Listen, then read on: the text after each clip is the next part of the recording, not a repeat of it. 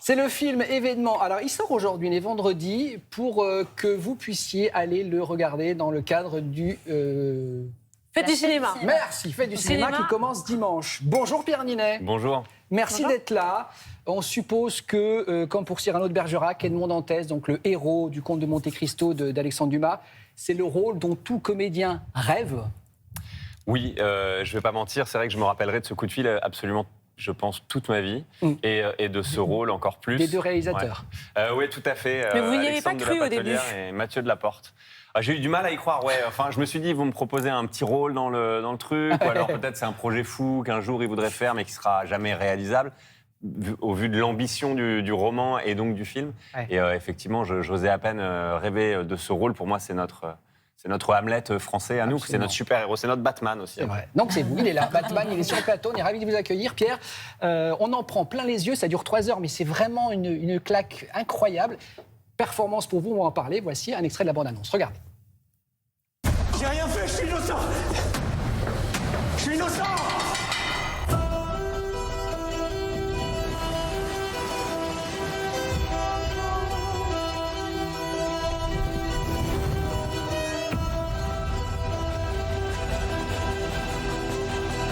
À partir de maintenant, c'est moi qui récompense.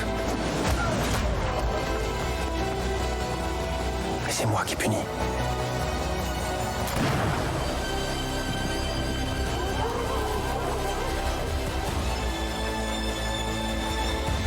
Ce n'est pas de la vengeance. C'est de la justice. C'est un film grandiose. On dit là, un peu moins de 3 heures. Ça peut faire peur à certains, mais elle passe comme ça. On y va, on y retournerait presque au cinéma pour aller voir. Oui, ça rappelle, c'est que là, dans Titanic. Moi, ça me faisait longtemps que j'attendais un film français comme ça et de pouvoir avoir ce plaisir-là. Et on peut dire que vous y avez mis quand même l'effort, quoi. Vous avez fait pas mal de préparation pour le film. Vous avez appris à quoi? À monter à cheval, faire de l'escrime. Escrime, de l'apnée aussi, un peu de muscu. J'ai plus ce corps, malheureusement. Ah oui, monsieur, oui. Et d'ailleurs, je vais vous montrer la question une de ce du matin Parisien, parce que pour attirer le chaland quand même, on sait mettre quelle photo. Ils sont pas fous. Ils sont pas fous, hein. Donc vous disiez, donc vous avez bossé la muscu pour le rôle, et vous dites, vous avez déjà tout perdu? Mais non. Si, complètement, parce que moi je le fais pour des films, et puis j'ai un métabolisme assez rapide, donc si je vais pas à la salle tous les jours, je perds. Et puis de toutes les façons, dans le film même, à un moment, le héros Edmond Dantès est emprisonné pendant 15 ans, donc il était question que j'essaie de reperdre le plus possible, effectivement. Il est barbu, évidemment, il est cheveux poussent, ça Oui, il y a un côté un peu christique jusqu'au moment de la Renaissance, et il rencontre l'abbé Faria, qui est cet acteur extraordinaire, Pier Francesco Favino, qui était dans le jury de Cannes cette année, et j'invite les gens à le découvrir. Il est en folie et charisme, et il va lui apprendre beaucoup de choses en prison. On a vu sur votre Instagram, Pierre, il y a une scène, les coulisses d'une scène un peu à la Titanic, entre guillemets, lorsque vous devez vous échapper donc, du château d'If, vous êtes dans un sac et vous allez devoir nager et être en apnée. On va voir ça. Voilà, commentez-nous, Pierre. Donc évidemment, ça se passe dans un bassin, c'est ça en fait? Exactement, c'est le plus grand bassin artificiel du monde. C'est à Bruxelles, pas très loin d'ici.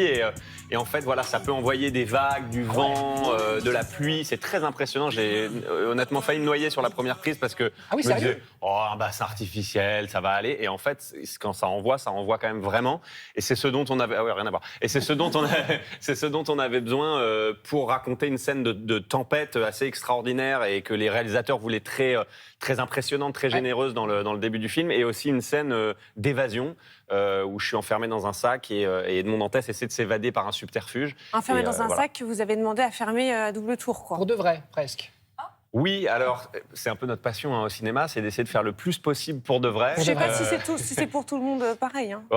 Il y a pas mal. Je trouve que la jeune génération, vous avez envie vraiment de faire les choses totalement. Je trouve que c'est la politesse minimum aussi pour les spectateurs qui vont aller voir un film qui promet une aventure aussi dingue que le Comte de Monte Cristo. C'est de faire les trucs à fond, c'est de faire les trucs corps et âme jusqu'au bout. Et c'est ce que les réalisateurs ont fait, c'est ce que les gens à l'image ont fait. Les costumes qui sont des costumes parfois d'époque, des costumes qui sont faits sur mesure aux 4 coins du monde. Donc c'est vrai, l'idée c'était l'excellence. Et quand on est dans ce genre d'ambiance, on ne peut pas faire les choses à moitié. L'excellence du maquillage aussi, on peut en parler. C'était combien d'heures de maquillage? C'était moins que ce matin, mais Ah parce que ça va vite chez nous. ouais, c'est vrai. Mais c'était entre 4 et 6 heures selon les looks. Alors, il y a des jours où j'étais en Edmond Dantès jeune, Edmond Dantès marin, Edmond Dantès qui vient se venger, où c'était moins de temps. Ouais. Et par contre, pour le comte de Monte Cristo, qui est donc son avatar, ce personnage qu'il invente et qui il veut avancer masqué justement pour pas que ses ennemis le reconnaissent, bah, ce fameux masque qu'il met, ça prenait 4 heures quand on était bien rodé et 6 heures au début. Puis il y a d'autres personnages encore plus extravagants, on va dire. Je ne vais pas trop dévoiler. Et à un moment donné, je ne vous ai pas reconnu. Bah, tant mieux, c'était voilà, le but. Vous voyez de qui je veux parler. Ouais, tout à fait. Et je crois même que vos propres parents vous ont pas reconnu dans cette scène-là. On ne peut pas trop vous en dire, mais c'est incroyable. J'ai mis 30 secondes, je dis je pense que c'est Pierre, mais c'est compliqué à vous reconnaître. On voulait jouer sur ce doute, effectivement, donc tant mieux si ça marche. Ouais. Effectivement, donc je suis très loin de, on va dire, mon physique de base, c'est pas ma nationalité de base. Et il est anglais. Le comte de Monte Cristo s'amuse à brouiller les pistes énormément, voire il y a un plaisir sadique à se transformer autant. Ouais. Et quand j'ai montré les rushs, effectivement, en rentrant, en voyant mes parents, j'ai montré ça à ma mère et ma mère m'a dit « Ah oui, c'est super, mais on peut pas avoir une scène avec toi ?» Et du coup, j'ai dit « Non, mais c'est moi !» Mais vous deviez être super content à ce moment-là. J'étais très content, puis j'ai appelé le maquilleur, je lui ai dit « Écoute, je crois que j'ai un bon compliment, ma mère m'a pas reconnu. » Les maquilleurs qui ont été complimentés au Festival de Cannes, on est venu vous voir pour... Enfin, je sais que ça a été écrit. Petit plaisir, sadique, vous parliez de ça. Vous allez avoir un petit plaisir aussi, je ne sais pas si c'est sadique, mais d'aller dans des salles de cinéma au hasard. C'est vrai, vous avez prévu ça aujourd'hui ? Ouais, en fait, hier, je me suis dit, je suis à Paris, et moi, j'ai d'habitude à la campagne. Donc là, je suis à Paris et j'ai envie d'accompagner le film jusqu'au bout. Et puis, je me suis dit, ça peut être sympa pour les gens qui ont envie d'aller le voir. C'est quel cinéma alors Non, mais juste entre nous. En vrai, c'est même pas encore décidé. Ça va être Paris, autour de Paris. Je suis désolé pour la province. Promis, la prochaine fois, je fais la province. Vous pouvez me le dire après ? Ouais, je peux peut-être vous le glisser, mais je vous dis, on va décider un peu en impro. Que de ça. Elle ne me parle que de vous, torse nu, sur le Parisien. C'est pour ça que j'ai préféré être honnête tout de suite en vous disant, je suis déjà passé à autre chose. Vous êtes un gars sympa, Pierre. Parce que vous pourriez dire, bien sûr, j'ai gardé tout, mais à mon avis, il y a de beaux restes quand même. Parmi les spectateurs, il y aura peut-être un certain Maxence. Vous le connaissez très bien. Il a un petit message pour vous. C'est vrai ? Pierre, ouais, petite surprise, regardez. Salut Pierre, c'est Maxence. J'espère que tu vas bien. On a eu la chance de partager pas mal de plateaux ensemble, mais avant Monte Cristo, avant le livre des solutions, avant même casting, on s'était déjà croisés. Et oui, puisque tu as été mon babysitter. Il y a plus de 20 ans, tu me gardais, moi et mon petit frère. Je me demandais, maintenant que les rôles se sont inversés, qu'est-ce que ça te faisait que ce soit à mon tour de veiller sur toi sur certains plateaux ?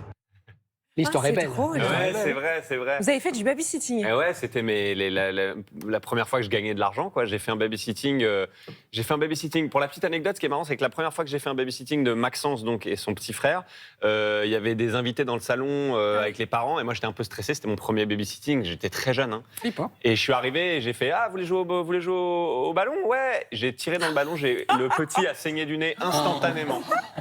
Il a couru en pleurs auprès des parents de Maxence. En disant, il m'a dit. Et j'étais genre comme ça. Donc ça, c'est mon premier babysitting auprès de Maxence. Et le dernier. Et voilà. Et après Maxence, du coup, j'ai appris qu'il faisait du cinéma. Je le croise. Je l'avais fait venir sur des plateaux sur 20 ans d'écart et sur casting parce que ça l'intéressait. Ouais. Et maintenant, il est assistant réalisateur et c'est lui qui veille sur moi, effectivement. Vous restez avec nous, Pierre. On va marquer une petite pause. On va découvrir grâce à Bintili vos talents de guitariste et également de chanteur. Une petite question. Vous faites du Emily Sitting ou pas ? Non, ça peut arriver, je sais pas. Ça m'intéresse, effectivement. Ça peut. Hein, c'est quoi le tarif en fait, on va discuter là. On a 2-3 minutes pour en parler.